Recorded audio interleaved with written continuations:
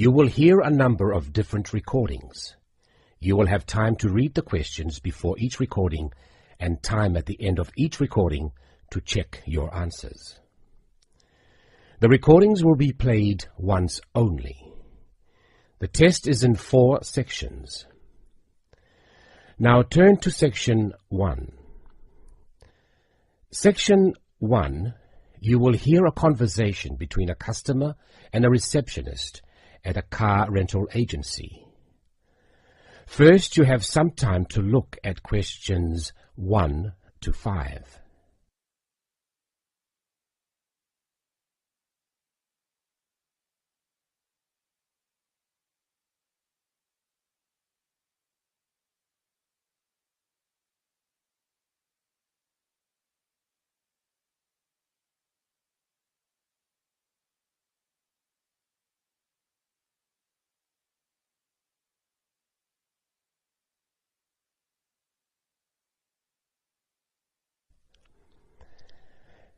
Now listen and answer questions 1 to 5. Good morning. How can I help you? Hello, is this Southern Rental Car? Yes, it is. I wonder if you could help me. I'm ringing from Nelson, but I'm coming over to Auckland for 12 days and I'd like to hire a car. Okay, I'll fill in a booking for you now. First, can I take your name? Yes, it's William Waddell. Sorry, could you spell your surname? Yes, it's Waddell. Thanks. Now, can I have an address and phone number? Sure. I live at 10 Robin Place. That's Robyn Place. And that's Nelson, isn't it? That's right. Do you want my home number or my mobile? Home number will be fine. Okay, it's 07 263 8666. Great. Now, can I also have a credit card number? Do I have to pay by credit card? Well, we need a credit card number as a guarantee. It's a standard policy for car rentals. Okay, well, I'll pay by Visa then. The card number is 4550-1392-8309-3221. And the expiry date? Sorry? Your card, when does it expire? Oh, next July. Right. Now, how long did you want the car for? 12 days, did you say? No, I only need a car for 10 days, from the 2nd to the 11th of next month.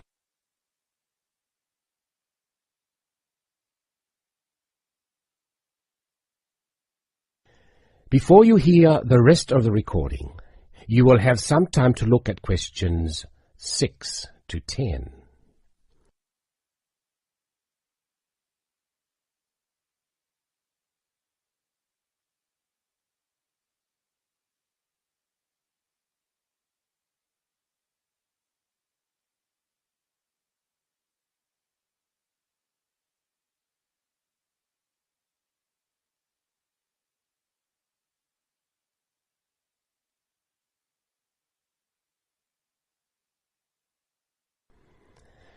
Now listen and answer questions 6 to 10. Now, what type of car are you looking to hire? Well, I'm not too worried about the model of the car, but I understand that you have rental cars from just $25 a day. Is that correct? We do sometimes have the $25 deals, but only in the low season. For the period you are looking at, the cheapest we have is $35. However, that price includes unlimited kilometres. Sorry, did you say unlimited kilometres? What does that mean exactly? That means that no matter how far you go, the cost is the same. Some companies charge for rental and then charge again for every kilometre you actually drive. Well, I am going to be travelling quite long distances. I'm visiting relatives and they live quite far apart from each other. So unlimited kilometres are probably a good idea. If you're travelling long distances, you would be better off with an automatic. Changing gears in a manual can make it more expensive on petrol. Okay, I'll take the automatic then. Right. So that's an automatic car for 10 days from the 2nd to the 11th. That's all booked. Is there anything else I can help you with? No, that's fine. Oh, sorry, what do I need to bring with me when I pick up the car? All you need is your driving licence. Right. Well, thanks very much. Bye. That is the end of Section 1. You now have half a minute to check your answers.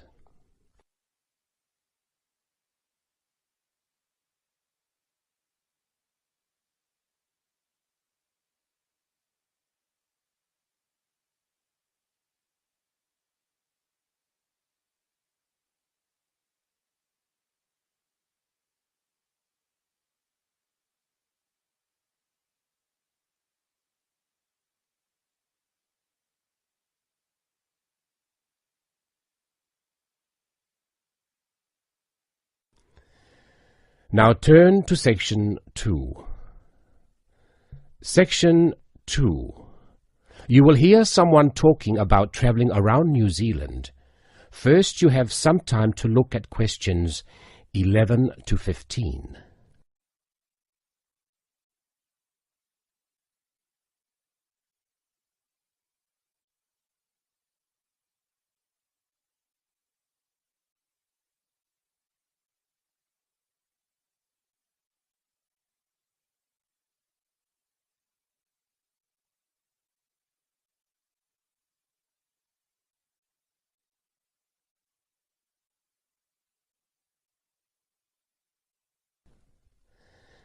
Now listen and answer questions 11 to 15. When thinking about beautiful countryside or stunning views, it has long been accepted that Australia and New Zealand have few equals. What is perhaps slightly less well known is what these countries can offer to the avid train enthusiast. Both countries have railways which pass through breathtaking scenery in the utmost of comfort. In New Zealand, you can travel from the country's biggest city, Auckland, to where a third of the population lives, its capital, Wellington, on the longest passenger rail service in the country, the Overlander.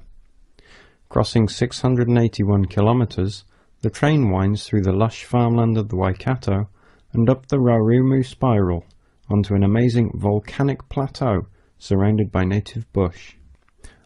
On a clear day, you will be able to see three of New Zealand's most famous volcanoes, Mount Ruapehu, Mount Ngauruhoe and Mount Tongariro. The whole journey can be completed in 11 hours, but for those keen to see a little more of the country, the trip can be extended over 3 or 4 days. This gives travellers the opportunity of seeing the famous Waitomo caves, relaxing in the mud pools of Rotorua, or skydiving over Lake Taupo. Moving on to the South Island, you can take the Transalpine through the Southern Alps, travelling from the South Pacific Ocean to the Tasman Sea. Climbing from Christchurch right into the Alps, this 223-kilometre trip is particularly impressive as the train passes through 16 tunnels before descending to Greymouth at the end of the line. Taking only 5 hours, this is a relatively short trip, but it is worth noting that this journey has been listed as the 6th most scenic rail route in the world. For those that are not so keen on mountains, the South Island has a second option, the Transcoastal. With the sea on one side and the mountains on the other, it again shows some of the best scenery New Zealand has to offer. Also taking 5 hours, one of the highlights of this journey is the opportunities for whale watching. The fortunate few that see whales are well rewarded, but there are more common sights which are just as enjoyable, such as penguins and seals.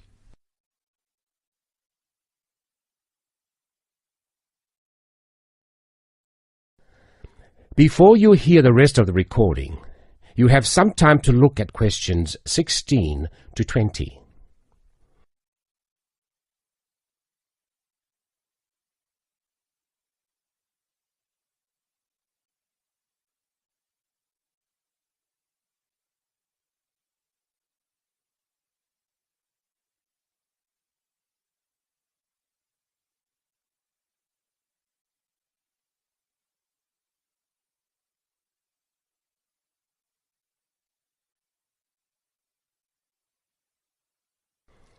Now listen and answer questions 16 to 20. Although these 3 train journeys are undeniably breathtaking, some travellers prefer the longer journeys on offer in Australia. The Indian Pacific, for example, which travels from Sydney through to Perth and has been dubbed the adventure that spans Australia. With 3 nights on board, the train takes in the Blue Mountains and the Nullarbor Plains, and, as the name implies, the Indian Pacific shows you 2 oceans. This train journey holds 2 world records. Covering 4,352 kilometres, it is one of the world's longest train journeys. It also travels the world's longest straight stretch of railway track, 478 kilometres. For those who find these distances a little daunting, passengers can stretch their legs at a number of different stops, such as Kalgoorlie, famous for gold, and Broken Hill, first founded as a silver mine. If 3 days on board a train seems a little excessive, there are alternatives. The Garn, for example, which travels from Adelaide in the south to Alice Springs in the centre of the continent, taking 20 hours. Passing through Crystal Brook, Port Augusta and Woomera, this journey gives an indication of what life was like for the earlier settlers as they discovered the country. Along the way, you can also see the Iron Man sculpture, which was constructed by railway workers to commemorate the 1 millionth concrete sleeper laid during the construction of the line. Finally, just a quick word about the Overland, which runs between Melbourne and Adelaide. As the first train to travel between the capitals of 2 states, it is a historic as well as relaxing way to travel, and is famous for being the oldest long-distance train journey on the continent. With so many memorable journeys to choose from, the only problem you will have is knowing which one to do first. That is the end of section 2. You now have half a minute to check your answers.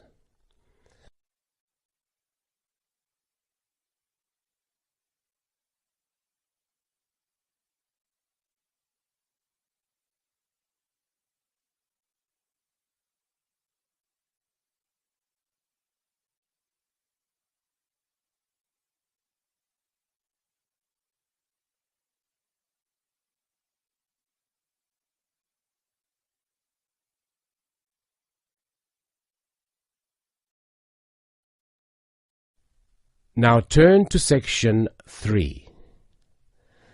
Section 3. You will hear 2 students talking about a school project.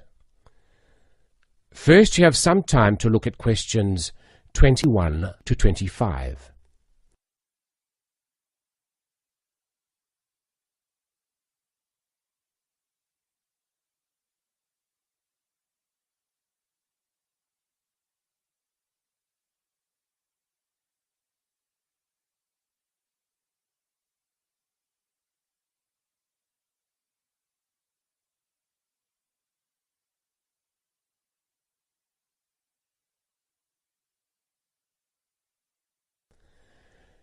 Now listen and answer questions 21 to 25.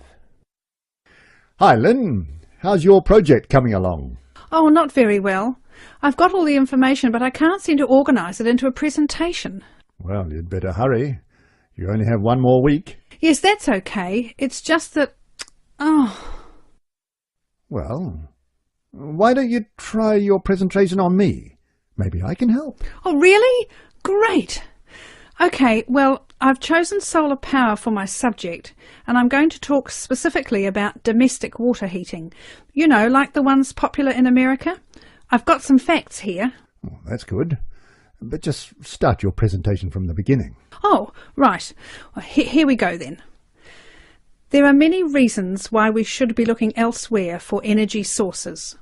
As most people are aware, fossil fuels and other such non-renewable sources are by definition finite, so something needs to be in operation soon.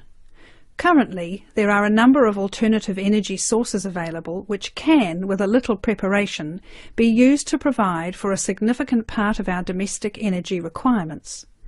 In this presentation, I am focusing on solar power and its application as a domestic water heater. As a renewable energy source, solar power is in many ways ideal. The amount of the sun's energy which reaches the Earth every minute exceeds the energy that the global population consumes in a year. Although scientists argue that it is not finite, sunlight is certainly a long-lasting resource which is not depleted through use, and solar power converters use this energy without needing any complex moving parts. Once collected and stored, solar energy can be used for many purposes, but it is becoming increasingly popular as a domestic heating source. Generally, a building that is heated by solar power will have its water heated by solar power as well, and this has even worked in areas that are not exposed to long hours of direct sunlight, such as the United Kingdom, although not so well as in warmer climates. Why have you stopped? Well, that's all I've got so far. Oh, well. Start by talking about how effective it is. Oh, okay. Well, there are a number of factors that influence how efficient solar power can be. The first, obviously, is the amount of sunlight, and this is dependent on season, time of day and climate. Although the UK has something of a bad reputation for sunshine, it is actually quite productive during some parts of the year. Given a sufficient size of solar panel and water storage tank, solar power can provide all of our water heating requirements in June and July, and even provide the majority until October. From October to the end of the year, this figure falls dramatically. December is the least productive, being able to supply less than 5% of the average household's hot water requirement. It is at this point that solar power needs to be supplemented with a more traditional form of heating. From January, solar power becomes more effective at a rate of about 20% per month, although this rise decelerates to around 18% by May.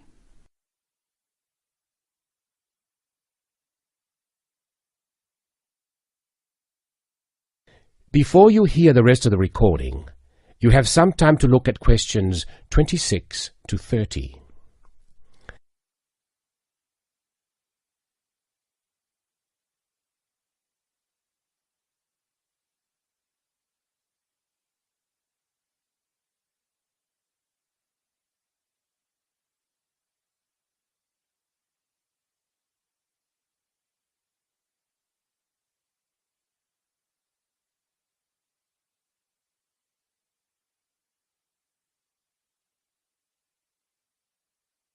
Now listen and answer questions 26 to 30. Now say something about this water heater. Do you have any information about that? Oh yes, I've got an illustration of a water tank here. Well, that's good, but you'll have to describe it. Right. Well, the ideal water tank in the UK has a capacity of 45 to 50 litres, but must be at least 40 litres to be effective. The solar coil is put in the bottom of the tank to heat the water. Now remember that solar heated water will not get quite as hot as fossil fuel water heaters. The bottom half of the tank is normally 20 degrees, and this is why it is important not to have a tank that is too large, as that would take too much energy to heat. In this illustration it rises to 40 degrees from halfway up. Don't forget that hot water rises, so the top third of the tank is the hottest and reaches an average temperature of 65 degrees. And what's this second layer around the tank? Oh, that's insulation. Because the tank is often either outside or just under the roof, rigid foam is used as an insulation layer. It should be at least 80 millimetres thick all around. Well, that seems like a good presentation. All you need to do is to prepare some short notes and a larger illustration so you can use it as a demonstration and you'll be fine. Oh, you think so? Well, thanks very much for the help. Maybe I could do the same for you one day. Maybe. Anyway, I have to go. Good luck. Thanks. Bye. That is the end of section 3. You now have half a minute to check your answers.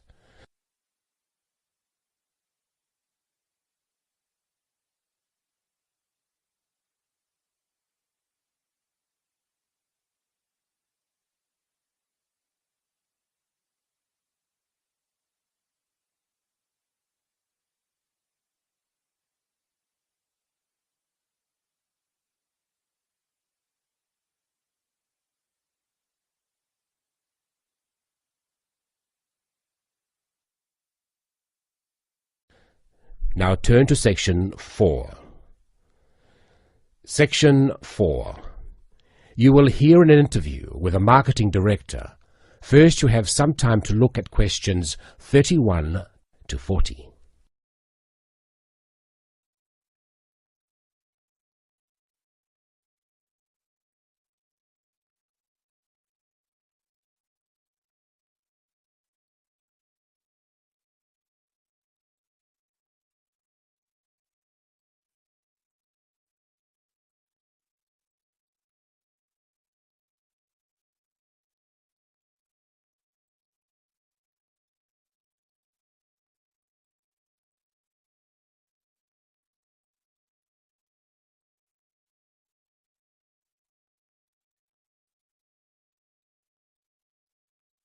Now listen and answer questions 31 to 34.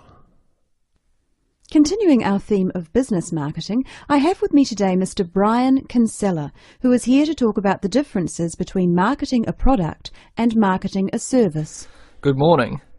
Now I understand that many of you here today are interested in a career in services marketing. Well, I've been the marketing director for Oceania Travel for nearly 11 years, so I feel that I can present what I consider to be the most important aspects of marketing a service. However, before I begin, I want to clarify what I mean by services marketing. This not only means aspects like holiday destinations, but also professional services such as legal advice. In short, anyone that sells a service. Actually, a lot of the traditional services such as lawyers, accountants, etc. have not felt too comfortable marketing their services. It's almost perceived in industries such as these that the need to market indicates a weakness in the services provided. However, more and more such industries are realizing the importance of marketing to sustain their customer numbers, especially when their competitors are marketing themselves. Now, the main difference between marketing a product and a service is that the customers cannot understand exactly what the service will be. They can see a product and can comprehend exactly what the product will do for them. A service is more intangible. By that, I mean whatever each customer gains from the service is often very personal. For example, with a travel agency, clients choose to travel abroad for a multitude of motives. Some people travel overseas for the experience and really want to get to know the culture of the local people. Others wish to escape from reality, totally relax in sophisticated comfort, and be waited on hand and foot. Obviously, our clients will not be judging what we offer by the same standards, and travel agents, like other such service industries, have an extremely difficult job in satisfying a range of customers from diverse backgrounds with different expectations. Our company has overcome this dilemma in a number of ways. First of all, our travel consultants are given extensive training in customer service and buyer behavior. Our aim is not just to be a profit-making organization, but also to meet and exceed the expectations or dreams of our clients. Our mission statement, in fact, is primarily to offer a service which is above and beyond the hopes of our clients. In addition, we regularly visit the tourist destinations we promote and inform all of our staff about any changes in specific areas. Not only is it important to be fully informed about every possible aspect of the service you are marketing, it is also essential to constantly improve the service offered. At Oceania Travel, we regularly conduct surveys with all of the people that visit our resorts of choice. Any negative feedback we try to remedy at once. Our clients are met by a company representative during their stay, and we have a set procedure for dealing with any complaints. Our clients are not expected to have to approach the hotel reception, as we have a 24-hour contact service direct to our representatives, and this representative should always welcome any customer problems or questions. In the event of a complaint, the representative will then try to remedy the complaint with the hotel. If the problem cannot be rectified by the hotel manager, our representative is authorized to remedy the situation him or herself.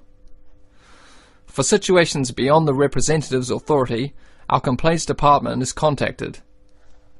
The complaints department guarantees a solution within the day. If the customer is still not satisfied, they are welcome to approach our head office on their return. So you see that marketing a service is catering more for the client's expectations than anything else, and it is that which makes services marketing a very intricate business. Now that's the end of my presentation, but if there is anything you want to ask, then please feel free to do so. Thank you. That is the end of section 4. You now have half a minute to check your answers.